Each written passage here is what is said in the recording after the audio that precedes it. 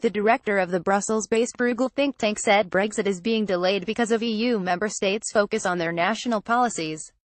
Talking about changing EU negotiator Michel Barnier's mandate to progress to Brexit trade talks, Mr. Wolf said there is a will to get a deal, but again, to change the mandate you would need to activate domestic processes. You need to prioritize this. I think Merkel is very much absorbed by her domestic considerations at this stage. And Emmanuel Macron, frankly speaking, also has a lot on his plate in terms of labor market reforms. Global Solutions Chidimar Wolf said Brexit is not a top priority for Mr. Macron or Chancellor Merkel. Mr. Wolf said Brussels has a will to reach an agreement with the UK, especially in regards to the so-called Brexit bill.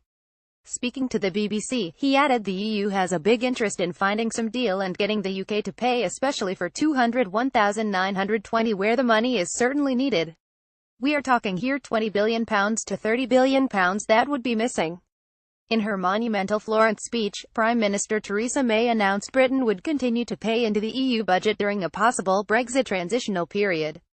Mrs. May claimed Britain will honour its obligations, saying, "I do not want our partners to fear they need to pay more as a result of our decision to leave." It comes as Brexit Secretary David Davis urged the other 27 member states to loosen the terms of Michel Barnier's mandate, which has been blamed for stifling progress and dragging down the negotiations.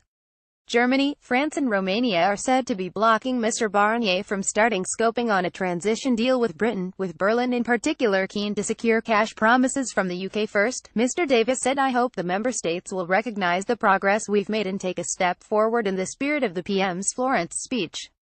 That's how we move forward towards a deal that works for both the EU and the UK. The position we're in now is defined by the Council's criteria of sufficient progress.